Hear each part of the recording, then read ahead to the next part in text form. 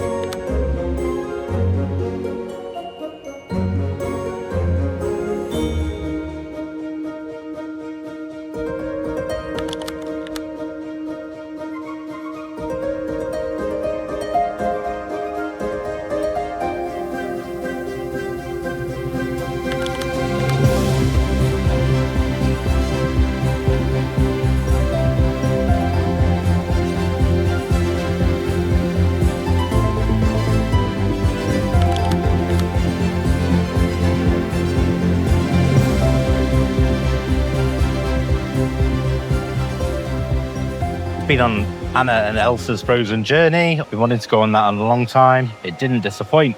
It's absolutely excellent. Some great special effects. It's a gentle boat ride. All the kids can go on it.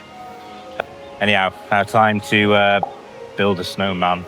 In short, Frozen is the crown jewel of Fantasy Springs and deserves an A+.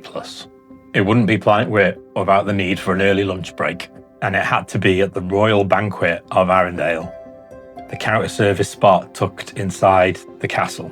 You were basically dining inside Elsa's house if Elsa had outsourced the catering to Disney. The menu was a little limited. You basically had the royal beef set, the royal seafood set, and a kids meal.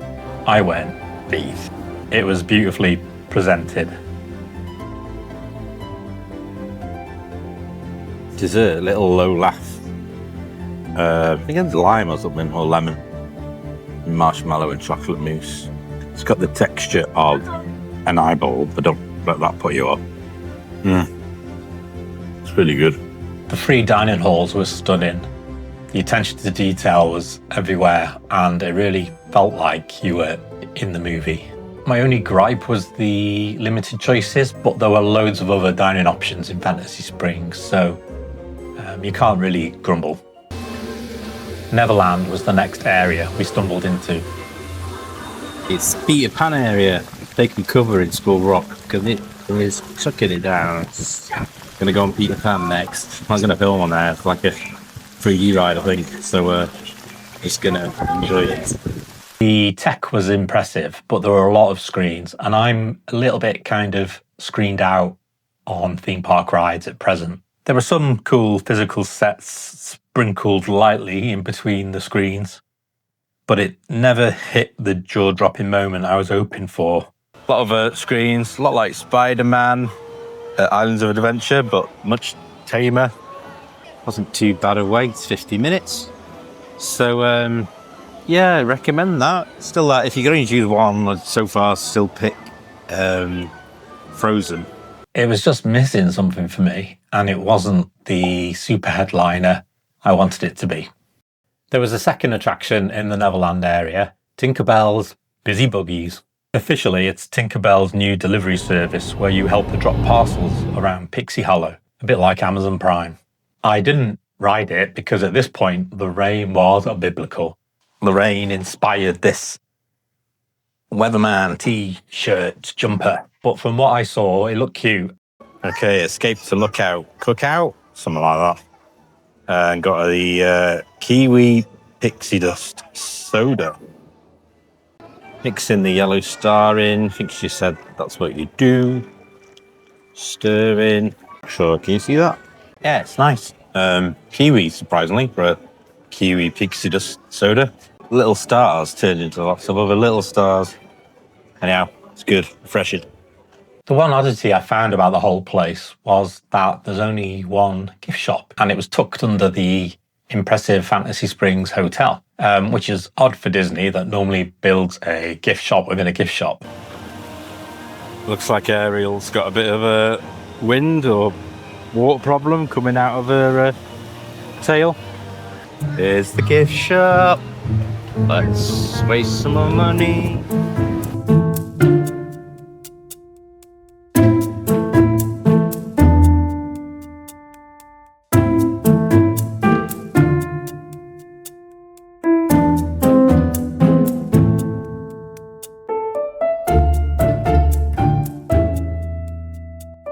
There's plenty of room for other boutiques, such as like in Frozen.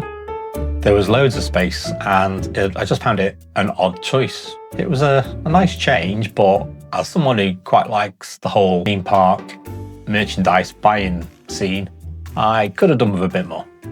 It's raining Freddy. The rain was coming down in sheets, but I still braved Tangle, which has a outdoor portion.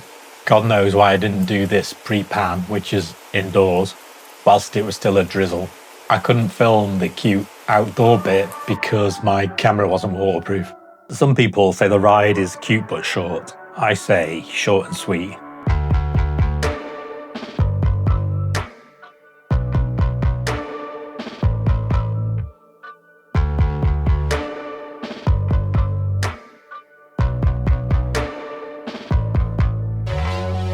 The lantern scene is gorgeous. Easily one of the prettiest moments in Fantasy Springs. And the outdoor bit actually makes it feel different from your typical dark ride. Personally, I found it adorable, and I'd give it a B-, and the minus just for being a little on the short side. But learn from me, if you see rain in the forecast, make Tangled your priority. Honestly, I preferred this to Pan, but I'm a bit weird. So, is Fantasy Springs worth the hype? Absolutely. The rides are true tech marvels. Even if Peter Pan didn't quite click for me, Frozen alone was worth the trip.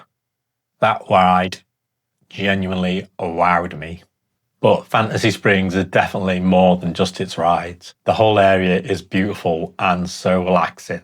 The detail was incredible. It's like Imagineering hit high definition and didn't turn it off. Fantasy Springs nails everything Disney does best, except remembering that we like shopping. Like this little vlog if you liked it, and I'll see you next time. You can also watch my other vlog from Tokyo Disneyland here, and I really appreciate your feedback and your comments. And there's just one thing left for me to do. Let's turn this off.